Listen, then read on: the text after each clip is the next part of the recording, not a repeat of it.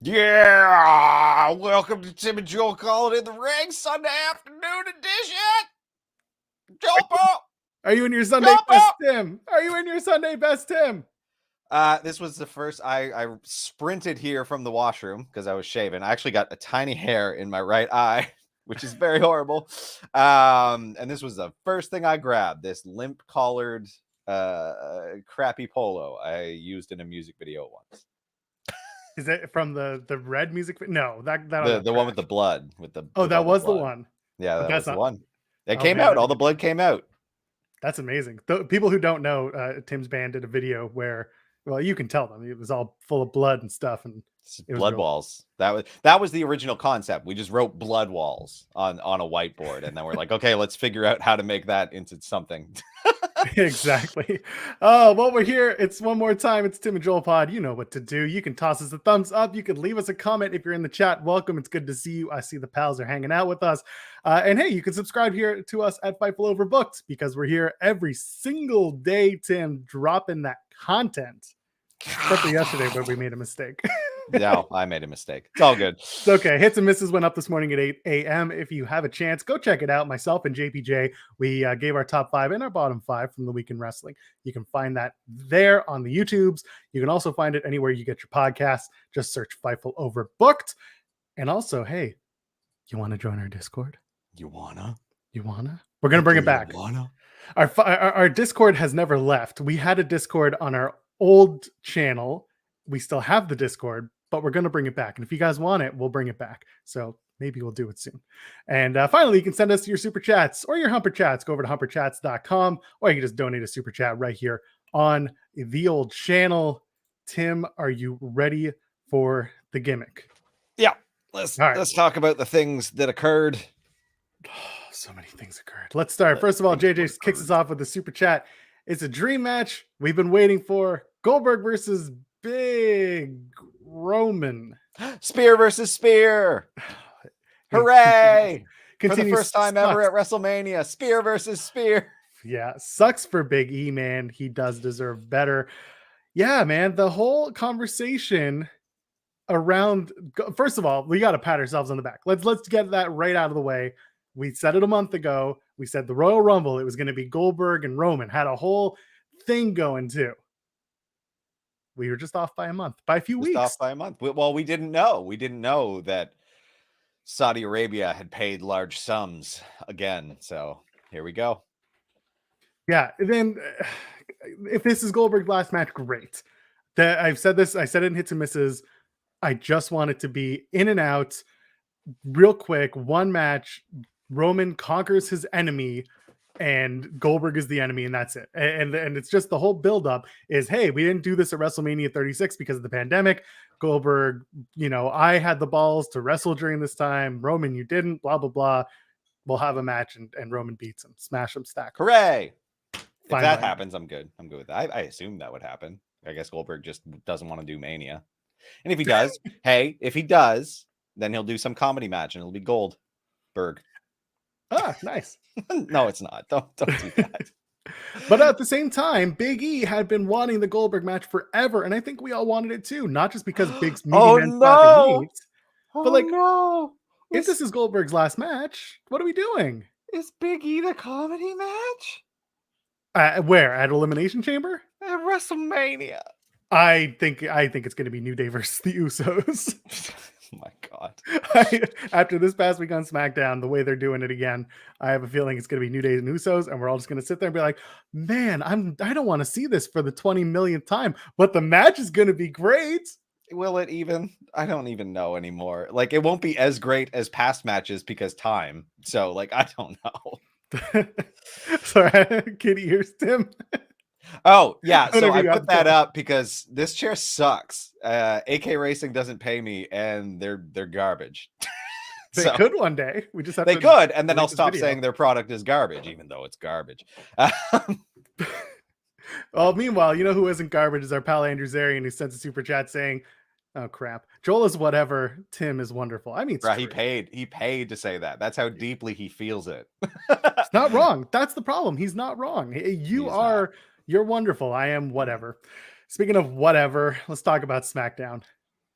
We had Roman Reigns come out. We had a 20-minute diatribe from Paul Heyman explaining why he decided to turn his back on Brock Lesnar one more time and why he's back aligned with the tribal chief. Oh shit. What? I totally skipped the Paul Heyman diatribe. Don't worry. It was I thought 20 Goldberg minutes of shit you've heard. See, I skipped. So the recap package from Rumble was so long that I thought I was past it because I heard Roman's entrance, but it was just Roman's entrance inserted into the Rumble recap package. So I skipped ahead even further. And then I saw Paul Heyman in the ring and he was about to say something. And then Goldberg came out and I thought that was it. I thought Goldberg interrupted immediately. Like, and it didn't make me, it felt like I missed nothing. I thought that was part of the show. Oh, damn. Okay. So what do you say? What do you even say? I don't even want to go through it because honestly, I'm looking through my notes and think of everything Paul could have said without saying the actual things that people expected him to say about him Daddy turning on Roman. Brock. Oh yeah, Daddy Roman's got the title. This is all that matters. Daddy Roman. That's it. Pretty much. Okay, cool. It wasn't great. Like and some people are just like, oh, it was masterful and Paul Heyman is back where he should be. And I'm like, sure, that's fine. But like, I didn't need 20 minutes of him explaining things he's already explained for the last 20 years. Apparently I didn't either. No, you didn't, because all of a sudden here comes Goldberg and Goldberg says very, very simply, it was like, he says you're next because that's what he does. I'm acknowledging you, Roman Reigns. I acknowledge you, Roman Reigns. The most pregnant pause ever followed that, like as next in the elimination. As my next victim. And then he says, you're next. And it's like, wow. They sure as hell don't pay him by the word. My God. I don't know if he knows how to go beyond the 5 words that he's got. He's never been a good promo, but geez. By the way, shout out to Paul Heyman and Bill Goldberg for being probably the only 2 Jews who can go to Saudi Arabia on the regular and not get in any guff for it.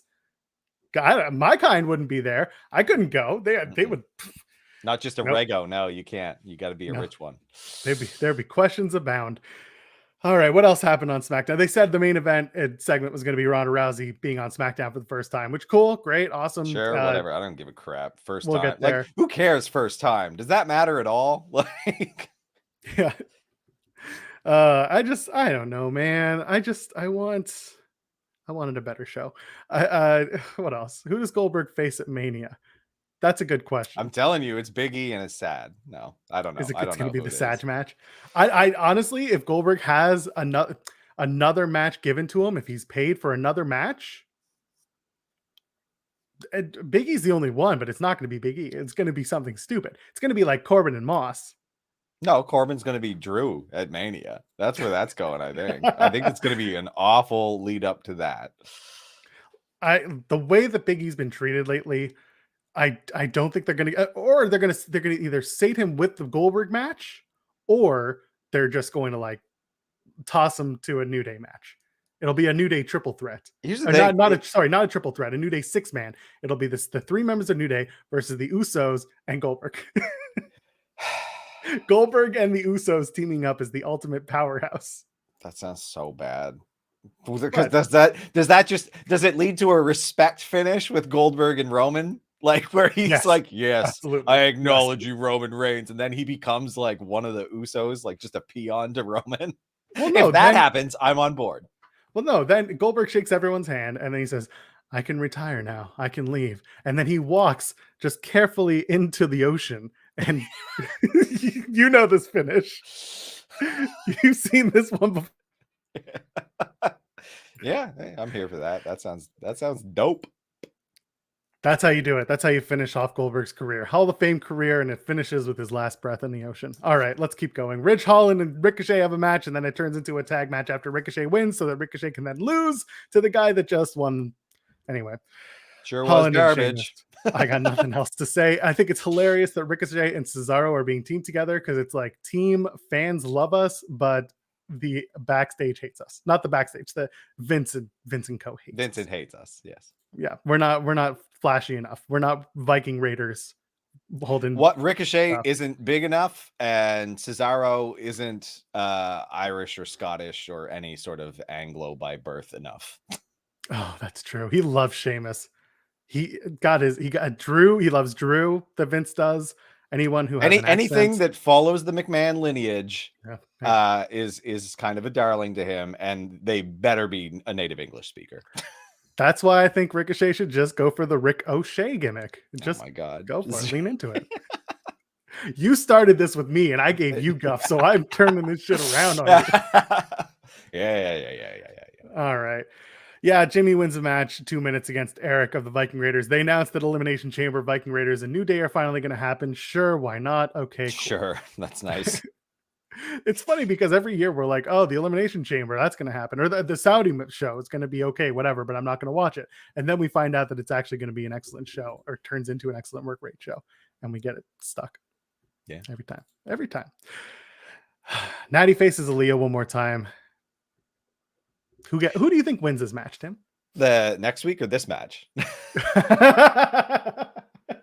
No, I know Aaliyah won this week. Next week, Aaliyah, obviously. I don't know. I think Natty's just putting people over at this point. You know, I don't hate this. I don't hate it that much. Her coming out with this stupid book of Guinness Book of World Records, Aaliyah with her stupid 317 shirt.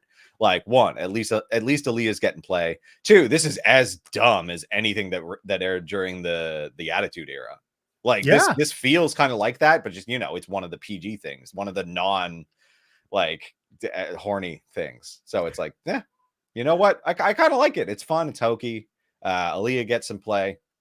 I'm enjoying it. And that's the thing. And we get a stipulation match next week, which I'm that was built to in a way that makes enough sense to me.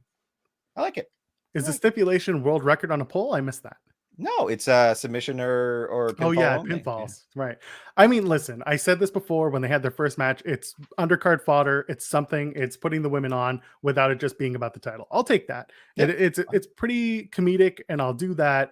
It's better than nothing, which is such a low bar, and it's such a low bar. But again, like I said, her coming out holding up the Guinness Book of World Records, it's like, yeah, that's as dumb as things I've seen in the past. So at least it's wrestling. It's fun. Where is Shotzi? So Shotzi was backstage hanging out with Newlack, if you will. Yeah, and it's true. Yeah, Andrew's pointing out in the chat that unfortunately Shotzi's father did pass away last week, and she's had a hell of the entire pandemic. She lost her stepfather in April of last year, lost her biological father this year.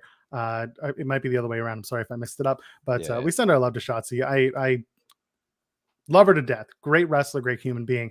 But yeah, she was backstage. She did have a segment on the show. Even for a second, at least, you know, she's there. I'd like to see her back on the show. Absolutely. Have something going on, but that's what we got for now. We had Drew McIntyre come out. Now, no, we talk about Newlack first. Drew Gulak's got a new look. He's got the little tiny circle Lennon shades with the turtleneck. That's something. So what's it going to turn into, Tim? Who knows? That's the mystery. We'll tune in next week to find out what the hell is going on with Drew Gulak. Is he going to try and mac on Shotzi? Is that what we're doing? That sounds horrible. I hate that. Don't do that. It's going to be the weird alt girl falling in love with the nerdy high school guy. This is the wrong show. It's not NXT. What are we doing? Yeah, I don't know. Who knows? Newlack. Drew comes out and he starts running down saying Drew McIntyre, not Drew Gulak. I know it's hard to follow. Yes, it is. You're basically the same. Yeah, I know. Drew McIntyre. Mm-hmm. He's like, the dirt sheet said that I was going to be out forever, that I was going to die because of this injury, that I was, he says a bunch of stuff. And I was like, he says a bunch of stuff. He says some stuff out of order that I will not let him get away with. He goes, you won't make the Royal Rumble. You certainly won't make WrestleMania. And I was like, no, but you certainly won't make Royal Rumble. You won't make WrestleMania. Like you said it reversed. And anyway, like I said, I think the people of Oklahoma didn't catch it because, well, that's what we want. Anyway, he also says, like, they said that I would have to retire, and I'm like, who reported that? No one reported Drew McIntyre is going to retire. Everyone just said that he might not make it to the Rumble, and then he did. Great, I love it. He's good. He's fine. Rehab through it. Great, awesome. Here's the thing: anyway. if they had any forethought, which they clearly don't, all they have to do is just lie to some random Twitter guy. And it'll get reported, and then you can reference it. Like if you want to cross the fourth wall with this, oh my god, you can just lie to someone. Exactly, it'll get out in the world. You can copy the tweet and throw it up on your TV screen. Like but they didn't plan this, right? They come up with this stuff the day of, which is very transparent. So yeah, no one fact checks. Exactly. Like no one does it. Every time they mention like a specific diagnosis in kayfabe, it's the worst because like clearly they have doctors around, but they don't know how to talk to them or they don't understand when they hear them. Like, yeah, exactly. And so Drew's like, "Hey, I'm not done with Madcap Moss and Happy Corbin." Happy Corbin comes out and he's just like, I don't even remember anymore. But then I don't remember what Corbin said, but I don't even care because Madcap Moss sneaks in the ring, which is hilarious. Just watching that happen, and then he gets the sword pointed at him, and Drew's like, "Make me laugh, funny man." And then Moss comes out with like the best joke ever, and I wrote it down. It's the first time he said a joke that's actually very funny. It's got that level of clever, a little bit of wordplay, and like. It gets his ass beat for it. I think it was maybe too smart for the crowd in Oklahoma, but the joke was, quote, "What does a criminal found not guilty have in common with the main event of WrestleMania? They're both going to get off scot-free." That's literally a Waka Waka joke right there. It's pretty great. Yeah. If he had just muppeted it up, it would have been He looks like a Muppet. It was very funny. And see, chat's laughing. It's great. They all know. So I just clipped the mic. Perfect. The audio friends will love it. Oh, good Lord. Anyway, so that's that. That's the McIntyre segment. Honestly, one of the highlights of SmackDown. I mean, it's all, you know what it leads to? Drew and Madcap are having a match at the Elimination Chamber. Looking forward to it. Their last match slapped. They did. They tore it up at day one. So I'll give them that. I'll enjoy it.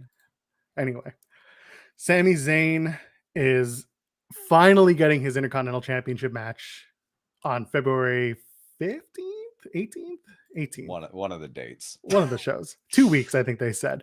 For the IC title, it'll be Shinsuke and Sami. I'm excited. They're taping 2 weeks of SmackDown next week. So next week will be live, and then they're going to tape right after that. Makes sense. And I think they're in New Orleans, so that'll be fun. Nice. Ronda will be there too. I'm sure we'll get to that and what's going to happen because that's the next segment or two. Yeah, I mean, listen, Sami gets his title shot. We've been waiting on that. I'm fine with it. Let's get there. It's all going to add up to Madcap Moss winning the Intercontinental Championship anyway. So there we go. Anything to add? No. Look, it'll be fine. What do you make of the Jackass stuff? Are you enjoying it? The what? The Jackass stuff? Yeah. I'm ready for it to end now because the movie promotion's rounding out. Did you see that Sami was at the premiere? Yeah. They did a whole thing. I follow Sami on social because he's one of the good ones. And he does a great job of telling his own stories. And he did it on socials with a full thread. If you haven't checked it out yet, you should. Sami Zayn's social accounts. Let's move on. Oh my God. So they do that submission challenge thing with Natty, right? And then they go to Boogs.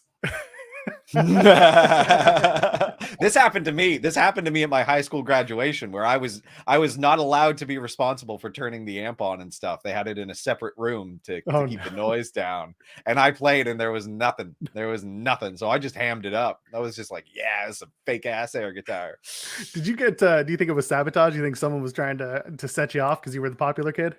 No, I don't think so. I think it was just a goof. I think it was just a regular childhood goof. Poor guy. I'm expecting this to come back as a really bad joke, but at the same time, honestly, I just think someone forgot to turn off the tuner. Back. Like that's the thing. That's all it is. And it sucks because like, hey, you could use this as like a good transition into a different feud. Have it be Sami who did it. Yeah, exactly. They could totally do. They might do that still. Like that's easy. Like I doubt it. I know. But I mean, so for those who don't play guitar, so we both play instruments, electric instruments at that. And if you have a floor tuner that's in part of your setup, if you engage the tuner completely cuts out the sound from your guitar because no one wants to hear that while you're going.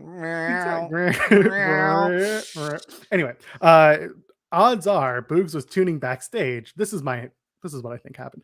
He was tuning backstage. He thought the person in the back was going to disengage the tuner, but he didn't. And then the person was probably already far away from where he was supposed to be to disengage it. So they just said, forget it. He screwed up. And McAfee covered it like gold. He's so good at that. He was so good. Then yeah, the match is Shinsuke versus Jinder Mahal. Jinder should have won, but hey, here we are. Hey, what are you doing? So Former WWE champion Jinder Mahal, as they like to tell us on commentary. yeah, they like to mention that sometimes selectively. I'll get to a thought on that. Yeah, exactly. SP3 in with the heat saying Boogs looks like my creative character from SmackDown versus Raw 2010. Yes, absolutely. When he had the long hair, he looked good, but when he started doing I don't. the Freddie Mercury thing, didn't like it. Yeah, it's a shame. Didn't like it. Let's move on. Oh, sorry, I'm catching up on my notes. They did the Naomi thing. We'll talk about that in a minute because that's the main event. We should talk about that. Yeah, that's gonna be all in the main event segment. And then Los Lotharios and New Day had a really good tag match, but again, the problem is, I don't care right now about the New Day. Yeah, why is Big E there? Not really explained. Just was there, and I may have just missed later, but they referred to Kofi Kingston as a former WWE champion, and I don't think they mentioned the same for Big E. Which is on commentary. And it's just like, what the hell? Like, yeah, you can just say 2 former WWE champions. Like, so I don't know. And I might have missed it, but I know they specifically called Kofi it, but they did not refer to, at least not in the same moment, did they refer to Big E as a former WWE champion. Isn't that awful? If that's so the way it was. It's so recent. So bad. I couldn't do that. Either way, like I said, good match. It's worth going out of your way to get. It's like a 9-minute TV match. They get it done. It's in and out, and New Day wins. Los Lotharios will eventually have their day, but it ain't today. Fine, sure, why not? Okay. Now he gets his pin, I guess. So golf clap. So next week on the show, they're going to do Naomi versus Charlotte for the women's championship. And then they get to the main event segment where Charlotte comes out, does the promo. Sonya comes out and she's like, hey, I want to let you know that I was told backstage before anyone else that Ronda Rousey picked Becky Lynch as her match at WrestleMania. And then the WWE on Fox account tweets out that breaking news, Ronda Rousey has picked Becky Lynch. And I retweeted, I'm like, you're taking this down in 3, 2, 1, as Charlotte does her gimmick, and out comes Ronda Rousey. By the way, this segment made no sense. I don't know what we're doing here, Tim. I don't know either. All I know is that Naomi, the star of all of this, she did a great job in that backstage segment with Sonya. Her acknowledging that the stupid jacket thing is always cringy, but like I thought she got a tremendous promo. I am more excited for Naomi than anyone out of all of this. Ronda came out with a little bit more fire, a slightly improved performance that night, but like I don't know, she looks like a bird and it's distracting. A bird? Yeah, because the hair. No, it's the eyeshadow. It's got like a wing thing, and it makes me think of like a bird person. I don't know why. Yeah, it just made no sense. The whole segment made no sense. Was it to get Charlotte to catch Ronda's goad, so she would be like, "Yeah, I picked Becky, but now I want you." But they didn't even do that. I think the whole thing was written around that baby line, which is not worthy. Like it is not a good enough blow line to make whatever else around it work. Yeah, Charlotte's like, I've become the most dominant champion in WWE while Ronda Rousey was playing video games, farming, and having a baby. Like, okay. Also, this hideous belt is cuter than your baby. Yes, and I'm going to keep this belt forever. Anyway, Ronda comes out. She cuts a much better promo than she has on Sunday or Monday. I have to give her that. It was a better promo. That's all I'm going to add to that. And she picks Charlotte. Hooray. And then, well, that's what we wanted. So I'm glad about that. So, and then she judo throws and puts Sonya Deville in an armbar.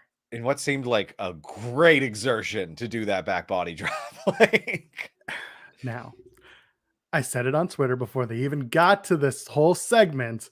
I said the women's championship match between Charlotte and Naomi will end in the schmaz. It will become the week after, because they're taping 2 episodes in a row, it will become a tag match. It will be Ronda Rousey in a first time ever on SmackDown. It'll be Ronda and Naomi versus Charlotte and Sonya Deville. That's exactly what this is. You're right. Yeah, that's exactly what it's going to be. And that's the thing. Ronda's not suspended. They're going to probably try and do a thing, and she's going to be like, here's the money, bye. And that'll be it. They won't even do it. They'll waltz right past it just in the interest of whatever. Sonya was in her damn jacket. her stupid jacket that they keep telling us means she's in control. It's She's so an meaningful. authority What figure. is like she also leapt onto her back, which I don't know. I feel like that crosses a line, but maybe not. It's so silly. And again, Naomi's being made to look like the fourth person in this feud. Which that's awful. You know what? Make it a fatal 4-way at Mania. Then I'll be happy, Yeah. but that's not going to happen. We know that's not going to happen. You know what? I'll give them a pass for the suspension thing because, like, you know, Ronda was provoked. Like, this wasn't the same as like Lesnar on Pierce, right? Pierce didn't throw hands or try to choke Lesnar. By the way, the whole like this is how Lesnar and Pierce will interact from now on. Is Pierce is just scared shitless. He will do anything for Brock Lesnar. That's just the way it is. Doesn't want to end up a trophy head. Yeah, exactly. I named him Adam. Okay. I got my little flip phone here. Anyway, I want to show you a photo. Let's move on. That was SmackDown. Sasha Banks was not there. She was mentioned in the promo. Getting called out, but not there. Yeah. Yeah. She we'll find out soon what that was all about. I'm sure Sean is working on that one. Triple threat. Dude, people are saying it. I don't want to see it. I just want a one-on-one match. I don't even want that. So they can do whatever to this match. I don't care. Like, honestly, like on the SmackDown side of things, fine. Ronda beats Charlotte. On the Raw side of things, do the Bianca Becky match, have Bianca win, and the night after Mania, bring Bayley back and restart the Bayley and Bianca feud that never was because Bayley got injured. Have her come out and just be a complete piece of shit and be like, I got injured before I got my title match. I want my title match. And Bianca be like, I'm a fighting champion. I'll beat your ass. That's fine. Yeah. Cool. That's SmackDown. Let's move on. We haven't done a lot of AEW talk lately, but now we have quite a bit to talk about. So much tack. You want to start with Dynamite? Dynamite? Earlier. Dynamite. So you and I do a Dynamite preview on Wednesdays when we do the show live at noon Eastern here on Fightful Overbooked. And we had mentioned that it was going to be Jon Moxley versus Brian Kendrick. And then shit went down. And then people started to really put the pressure on. And TK said, probably shouldn't do this considering our very Jewish main eventer is going to have the moment of the night. And let's not do that. So Wheeler Yuta gets the match versus Jon Moxley in a very good match. Very good. Why was Danhausen coming out with Wheeler Yuta? Like I know the reason, but yeah. It was weird. That was the first thing that came to mind. I was like, what the hell is Dan? Wait, what? Oh man. Okay, whatever. Like Danhausen on TV. I don't care. It's fine. Exactly. I was just happy to see Danhausen. I was like, yeah, exactly. I just saw him come out and I was just like, I get why, but I don't get why. Like, what's the overarching point we're making here? And it was just for that line. Exactly. Yeah, sure. It's very evil with the best friends. Yeah. Friendship is evil. Very evil. Very nice. So very these two have a match that absolutely spotlights Wheeler Yuta. And the best thing about Wheeler Yuta on AEW TV is that he gets these ridiculous wins on Elevation, on Dark, on the YouTube shows. And then he like loses the big one on Dynamite or Rampage. This worked way better. If the end plan was for what happened after the match to always happen, then this worked way, way, way, way better than Brian Kendrick versus Jon Moxley would have. So here's the question. Is Danhausen now part of Chaos? Everyone joins Chaos. Once Susan joined Chaos, the forbidden door was open to joining Chaos. And we'll get to it's just the door frame now. The door's off the hinges and set aside. No, we're squeaking up the door. We're gonna get the hinges back together and we're gonna open No, that's a different door. This is the Chaos door. That's right. It's a door of chaos. Yeah. So out comes the Americanson Dragonson Bryanson Danielson, and he jumps into the ring, and everyone's just like, "Ooh, it's about to go down." And instead, he's like, "You want to see us fight?" And he's like, "A long time I wanted to fight him too." And then he starts going off on Moxley, and he's like, "We're seeing a new Jon Moxley, and give it up for Jon Moxley." And then he starts pumping up Jon Moxley, and he starts saying, "We shouldn't be fighting. We should be fighting together. We should be a tag team." And everyone's just like, "Oh, what are we doing here?" I'm listening. Okay, let's listen to man.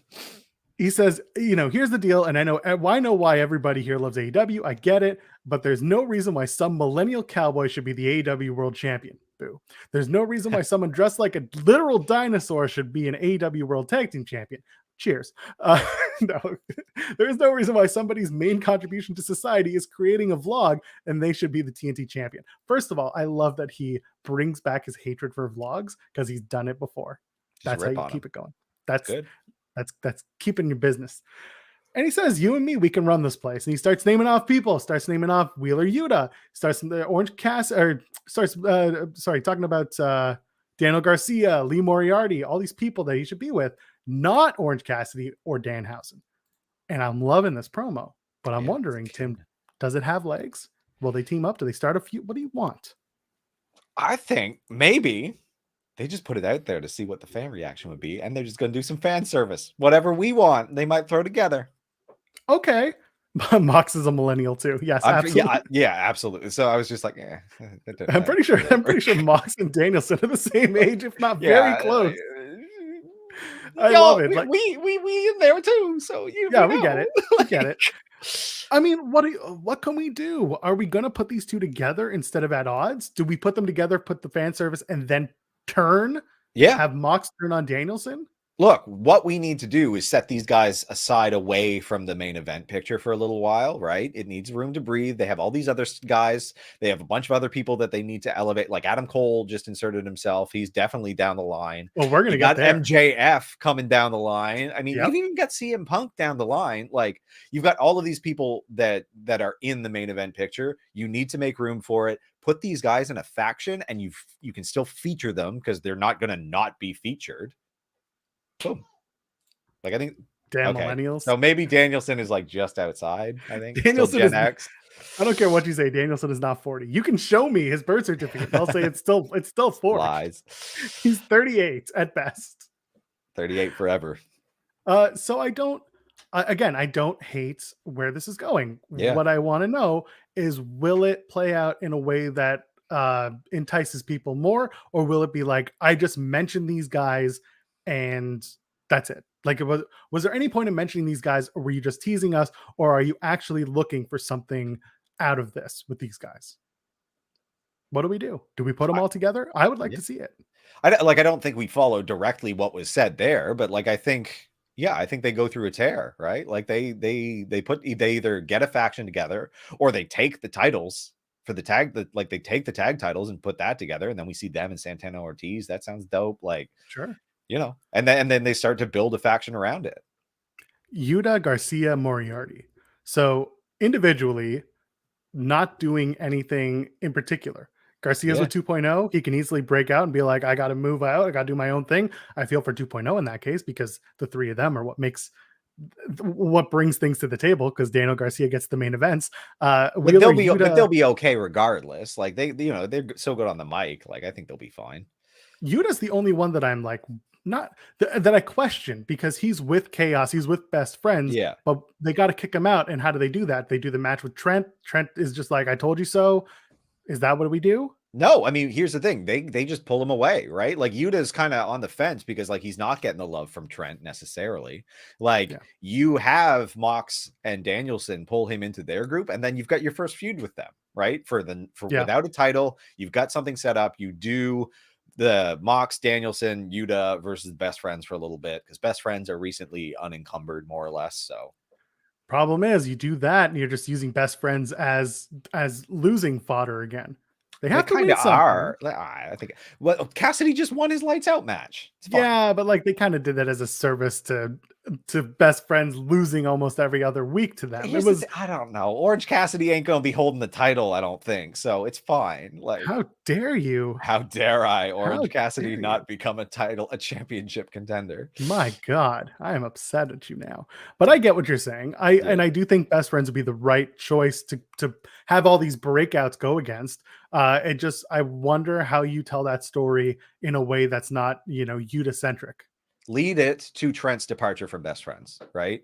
You mean Yuta's departure from Best Friends? You say Trent. Have Yuta leave, cause this friction, have the feud, have Best Friends lose, but it's not a pointless loss because Trent departs. He gets frustrated, and then he transitions into a singles role. We've been saying this for weeks. Yuta has to beat Trent to prove his worth in Best Friends. Have Yuta beat Trent on Dynamite and then still go and join and be like, forget you. I didn't need to do this to prove like this myself shouldn't to have you. been necessary, right? Like Yeah. this isn't what friendship is. And yes, Chad, I understand that best friends had some wins, but my point was they felt like those wins were given to them after people started saying, boy, the elite, the pinnacle, or the paragon, whatever you want to call them, is winning a lot of these matches. Like it just felt like it was one-sided, best friends losing all the time. And I know that it wasn't like that, but it felt that way. I'm just not that concerned about it. I think that you could do a really great package that leads to a long-term story for Trent. And here's the thing. I don't know that they've been that good at this. Like they want to talk about it, but the mid-card stories have kind of gotten a little bit lost in the wind. It's just been like, you're a dork and I'm a cool guy. And it hasn't been that good. Here's a really meaty one that they could tell if they put it together. And we'll just see if they do. It's always also contingent on people not getting hurt and stuff, which Yeah. And yes, we have talked about this, how a lot of the mid-card promos, a lot of the mid-card stories suddenly just change and fly away, and they just happened on a whim. This is one that could stick, and I'd like to see that. Mid-card stories are mid. So CBO Brandy Rhodes, oh my god, it just got worse. I'm sorry. What the hell was happening here? And like someone said, I watched everything after the fact, and I think it was DJ. It was just like, don't spare yourself. And I was like, no, I'm a masochist. I gotta do it so that I can talk about it with y'all. Woof. Lambert comes out. They do the thing again where Lambert starts calling her a hussy and says that she's a sex worker. There was one note to this.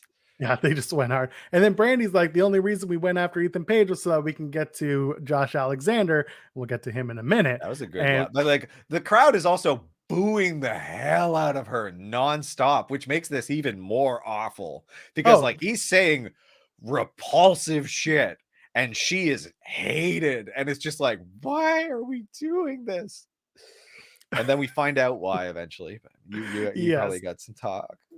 Lambert's like, I had a feeling you'd be in a fighting mood tonight after Brandy slaps him in the face. And then out comes Paige Van Zandt. Now, what tipped me off that this was going to be a wrestling match thing is that when they showed the placard for Brandy, the lower third, it said is on an 8-match winning streak. And I'm like, oh, shit.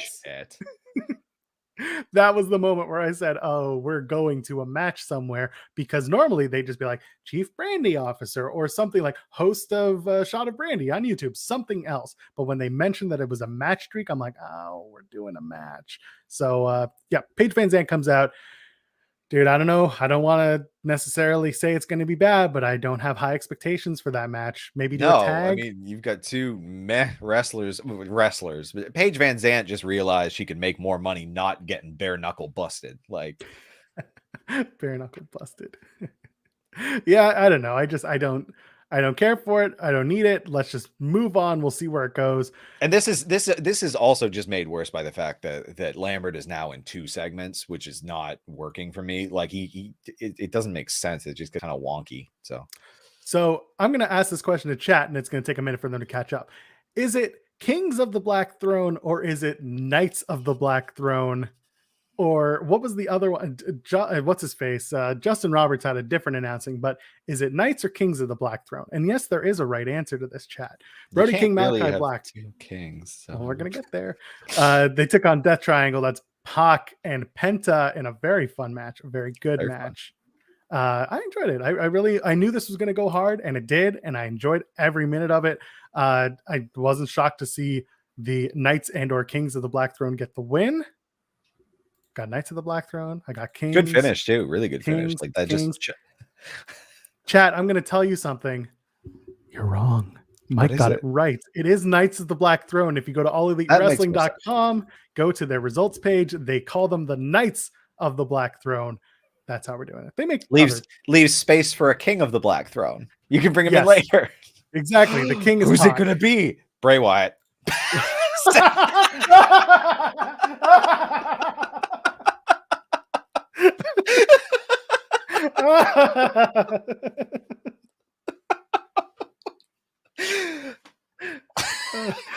Thank you for that.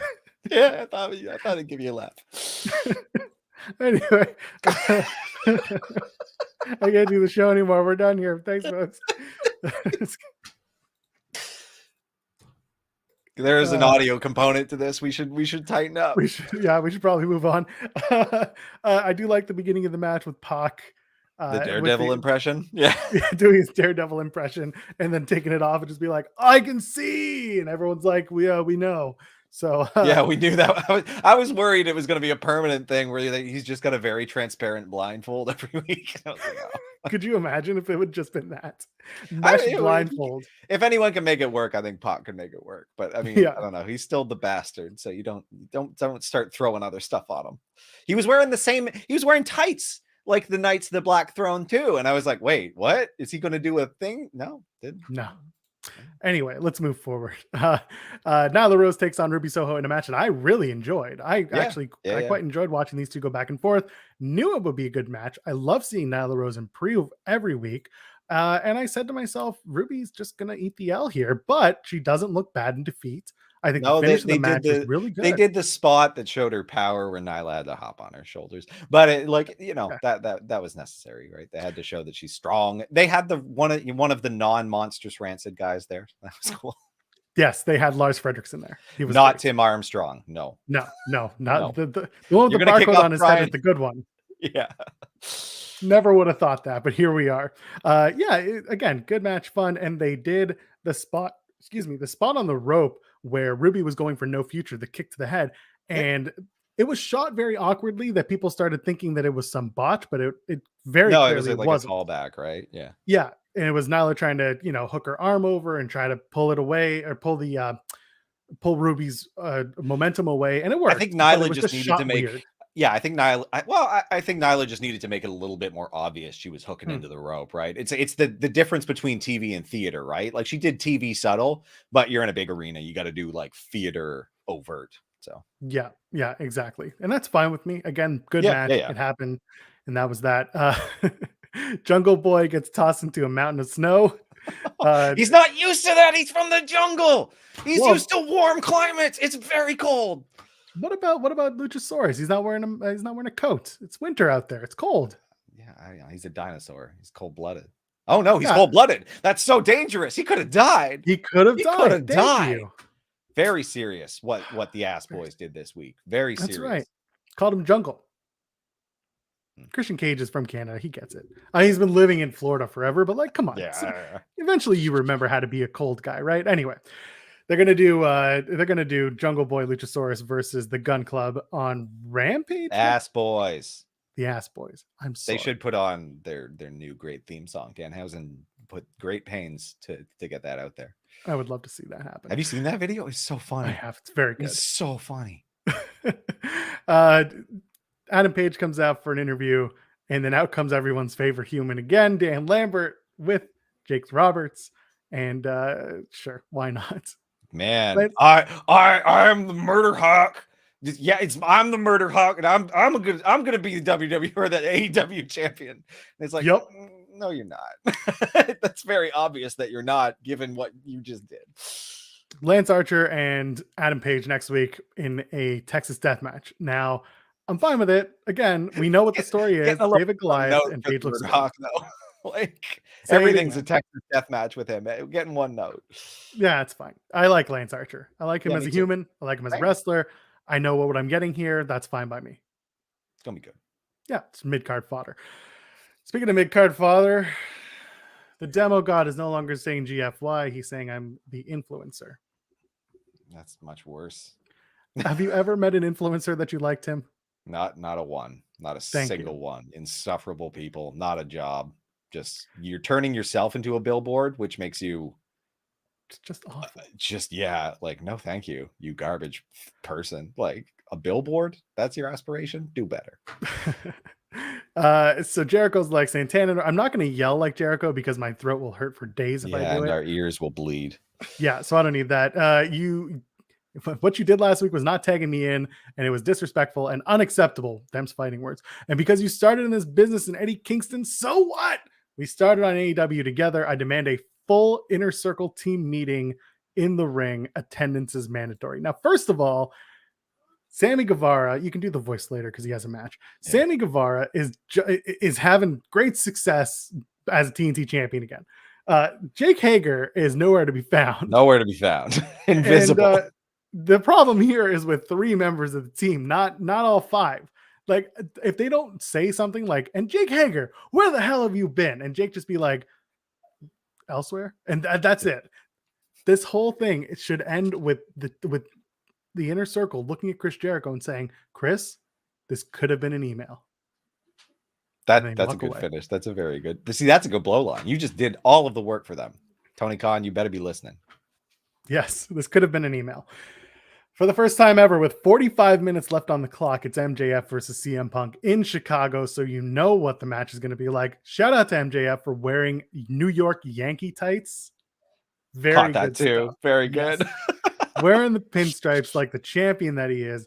Punk wearing his camo tights, which I know is a callback to something. And I know I read it somewhere, and I'm sure someone in the chat's going to be like, you dork, it was this. So let me know in the chat, but don't call me a dork. What do you think of the match? What did you have to say about it? What do you Great. think?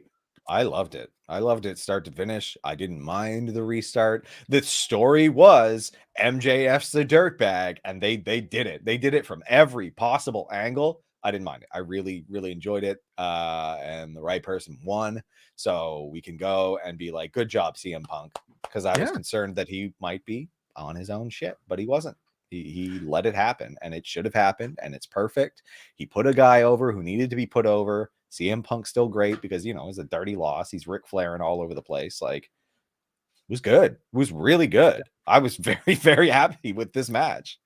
When they did the false finish, I was like, okay, I think we're still going to give MJF the win, but now MJF gets to say, I beat him twice at home. Same, exactly. Like, even better. Put him over even more. Like, even better than that is the finish with Wardlow.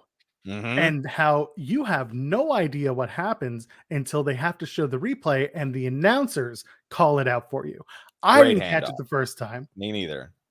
I don't think anyone did. And then they had to tell you in the truck, oh, point it out. And they do. That to me was absolutely fantastic. Smooth like butter. This was very, very good. Very good. Great match. Went right to the end of the show. And I wonder if Punk was hurt at all, or if he was just selling that leg real well, because he was having trouble putting weight on it. But I'm hoping it's a sell. Either way, MJF gets that win, gets his first win of the year, and he gets to give Punk his first loss ever in AEW. Where do we go from here? Exactly. That's a good question. I don't know. I don't know about that. I don't know that there's necessarily. I don't know that there necessarily is. I think maybe the Wardlow stuff gets in the way. Like, if you do a rematch, do it quick, have Wardlow end it, like ruin it.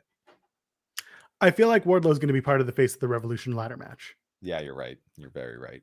And we're back on that MJF Wardlow train. You can kind of split them up for a little bit. And yeah, so they're pointing out that they Punk did the Pepsi plunge for the first time in 17 years, which is great. Cool. That's the pedigree off the second rope. Off top rope. Yeah. It was cool. Ooh, top rope. It was real good. Real neat. But yeah, you send out Captain Sean Dean, and he's going to beat MJF again, and that's how you continue the feud. Perfect. Glad we did this. Sure. I don't know where we go from here. I think we split off. Maybe we split off Punk and MJF for a bit. Maybe they come back. We got to find a way. That's the problem. I don't have any offhand ideas. That would take some like writer's room thinking, I think, to get to something really solid to transition the two of them. Yeah, but Wardlow and MJF seem to be back together for now, or at least working on the same page. The handoff was smooth.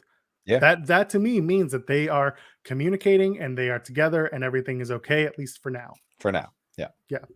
Let's move on to AEW Rampage, and then we got to talk about the Forbidden Door. Ooh. Anyway, Rampage kicks off with Adam Cole, baybay. Sorry, hashtag baybay.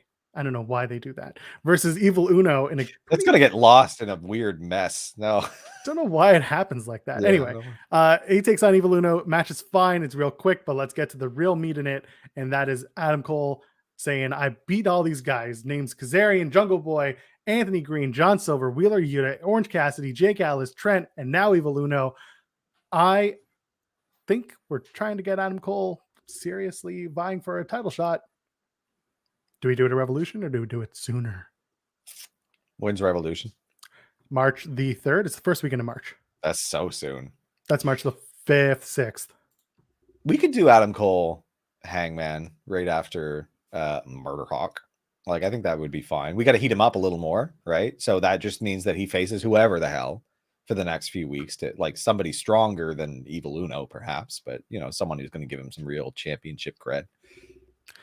Yeah, I mean, you are really close to the pay-per-view. You got 1, 2, 3, 4. You got 4 weeks to build a championship match, and that's after you get through Wednesday when you have a title defense. So realistically, unless someone comes right out at the end of the Texas Death Match and stakes their claim, you got 3 weeks after that to make this title match sizzle. Yeah, which I don't know. I'd like to do it a little bit later, but I'm fine either way. Whatever happens. I think Cole and Hangman happens at Double or Nothing at this rate. Give them more time. That would be preferable, and there's plenty of people you can throw at Hangman in the meantime. While you're doing that, I mean, you can build to Britt and Thunder Rosa on a Double or Nothing as well. Have a real stacked ass card. Which is that timeline makes sense, and Thunder Rosa's taken that title clearly. That's what's happening at this point. They're heating her up to get that. But I mean, we can fast forward to that match because Thunder Rosa and Mercedes Martinez have one hell of a brawl, and it ends in a DQ, which I liked it. Piped are good. And if you want to get piped, go to the other channel because we don't have that sponsor. We don't have it. No, we don't. But you can drop us a super chat or a humper chat, get your comment statement read on the air. We appreciate y'all for doing that. So Merc and TR have, sorry, I call Mercedes Merc. That's just how I do it. They have a great match, and they just, like I said, they go hard. They do a bunch of stuff on the floor, do a snap suplex. They got that spine buster. And then, we get a pulled out lead pipe. You piped. She gets piped. Got pushed too far. Is that what that was? I don't know. It was good. I don't mind. It was real good match. And then they're gonna probably do it again. Is it gonna be a street fight next? What do you want to do? Yeah, do something harsh. I don't know. Have Thunder Rosa show out in that again. Just remind people how good she is in violent situations. Fine by me. So we'll see where it goes. But the whole important thing here is in the backstage, Mercedes Martinez is interviewed, and all of a sudden Britt Baker comes up and she's like, "Hey, I paid to have you take her out. You're mine." And of course, Jamie Hayter is like, "What the hell is this?" So now we got to do Hayter versus Mercedes Martinez. There's plenty to stretch us out to get to Britt and Thunder Rosa at Double or Nothing. So like they came out and I was like, oh, I know what's happening now. Like we're leading to Britt and Thunder Rosa again, and Thunder Rosa's taking the title. Like that's what's happening here. Plenty of pipe to go around, Tim. Is that what you're trying to tell them? I guess, yeah, sure. All right, TNT Championship. We've got Isaiah Cassidy taking on the TNT champion, Sammy Guevara, aka Sammy Guevara. Thank you. Very good match. Isaiah Cassidy shows out. Really had fun with that. Matt Hardy hitting Sammy with a side effect on the edge of the ring while the ref was distracted. That was cool. So many shenanigans. There was a lot of nans. And once again, I'll call it out because I call it out every time I have to listen to Taz do it. Having Chris Jericho, who's already unpleasant on commentary, continue to be part of the story happening. Like I really hate I hate the like player commentator stuff. Like it's really getting on my nerves. There's so much of it now between Taz and Jericho. Like one or the other. I don't care. Like Andrade comes out at one point, gets into the ring. That's a whole thing. Then Darby Allin comes out and he starts to get them out of the ring. And then Darby stands next to Sammy and he starts tapping him on the smacking him, being like, "I want the title shot." Sammy wins the match. Give me the titles. Also, him continuing to carry 2 belts is lame to me. Not a big fan. It's very strange. It's fine. He's undisputed. Okay, so after a 2-week interim. So while that's happening, no, you know what? We're gonna come back to this. We're gonna go circle back. Put a pin. Inner circle back. We're gonna inner circle back to Isaiah Cassidy. Okay. Let's go with the final match of the night on Rampage, which is the FTW title. It's Ricky Starks versus Jay Lethal. All I really want to draw attention to from this, because I just was the finish. The finish itself was all that I really needed in this match, which went hard. It was good. You had that lethal injection attempt. Starks grabs Lethal, flips him in midair into the Rochambeau, and retains his FTW championship. That counter was enough. That was hot fire finish made up for the very lackluster Mark Henry segment. Yeah, exactly. Otherwise, I didn't really care much for that main event. I thought it was fine. I like It was Ricky fine. Starks a lot. That finish was a beaut. Yeah, finish is all that I really needed. And now we can go back, talk about Isaiah Cassidy. So let's rewind to TK on Busted Open. I think this was earlier in the week or in the weekend. He's like, hey, I'm going to make a big announcement. And we're like, okay, cool. He's like, I'm going to make a big announcement for next week or for Dynamite. For Dynamite. No, he says he's going to make it for Rampage. Oh, okay. And then he says, I've got another one. Sorry, I'm just gonna, that ain't it. Yeah, mute that. Yeah, we're not doing that here. And then we had him say, "Oh, okay, Isaiah Cassidy was real great. He deserves another shot. He made the most of his opportunity. Maybe he'll get into a title shot again. Cool, let's do that." And then on Rampage, they're saying Tony Khan's going to make another announcement. So basically, an announcement for an announcement for an announcement, and I'm loving it because that is the TK way. It's the Matryoshka dolls of announcements. That's what's happening this week. For those who don't know, those are the Russian nesting dolls. Matryoshka, yeah. So now he says on Twitter something along the lines of Forbidden Doors open. Someone's coming in. They're going to sign a contract with AEW on Even Wednesday. If that door means slamming the door in their former employer's face. Whatever that means. You did a lot of cocaine for this one. Yeah. So anyway, he says if it's going to slam someone's door shut, whatever, they're going to come in and they're going to sign their contract at AEW. And then he doubles down and says that match is going to be a Face of the Revolution ladder match qualifying match versus Isaiah Cassidy. So now everyone's brain starts going off and everyone's losing their shit. Who's it going to be? So let's start. Friends in the chat, I know if you want to tell us, you can. If you want to super chat us telling us who you think it's going to be, you can go ahead. So let's start. Is it going to be Shane McMahon? Who was released this week. Is it Shane McMahon? Here's the thing. There's a non-0% chance it's Shane McMahon. Is it a high chance? No, not at all. A very, very tiny one. But it is non-zero. In which case, that would heat things up because things are off the rails in a way that is very amusing. That would be such a bunch of public clownery that I would love it. If that was, I don't care. And like, it would show that Shane McMahon is insane, like a stupid, crazy person, but it would be funny as hell for me as a viewer. So like, yeah. The name on the contract says McMahon. Yeah, like for real though, for real. I would absolutely lose my gourd. Shane McMahon probably 30 years later, for real. Keith Lee just got married this weekend. Congratulations to him and Mia Yim. That's great. I don't think it's Keith Lee. I think that doesn't fit the narrative. Like, and it just depends how much weight we're putting on that slams the door on his former employer line. Because like that makes Shane McMahon more likely than Keith Lee for that. Because Keith Lee, that means nothing like that. Then you just said a thing, Tony, that is meaningless, which is, I don't think really what's going on here. So probably not Keith Lee. He will probably debut in AEW, but not on. A lot of people here in the chat saying Mustafa Ali. I understand where you're coming from, Chad. I get it. It fits the door thing much better than Shane McMahon, but that's not the door you're thinking of, Chad. I think you're thinking of the wrong door because there are a lot of lawyers and a lot of money that TK and no one's going to do it. You're picking a very unnecessary fight, and while that would be excellent, and I would also love that. Shane McMahon, I think, is more likely than Mustafa Ali because that causes so many legal problems. Like. And like, I'm sorry, I love Ali and I have a lot of positive things to say about him as a human being and as a wrestler, but Ali is not the guy that you put that much money in a lawsuit for. If it's, I don't know, those little chain wrestling promos pretty good. That's fine, but he's not. Here's the thing that could also come with that, though. It just depends how much, like, put your money where your mouth is type thing, because this opens up the independent contractor thing. And I don't know what AEW does. Are they independent contractors? But they truly are, because they can book elsewhere. Yeah, some of them have full-time deals. Because that's the thing. Like, if you're trying to ride that, what is an obvious miscategorization in U.S. employment, like, this is a good way to open it. But it depends. Like, then you're spending a lot of money to start a fight, which is not necessarily a good business move. And I don't think Ali is the person you start that fight with. I think it's, who you start that fight with. And this is people, I don't get up in arms because of the name. It's Roman Reigns.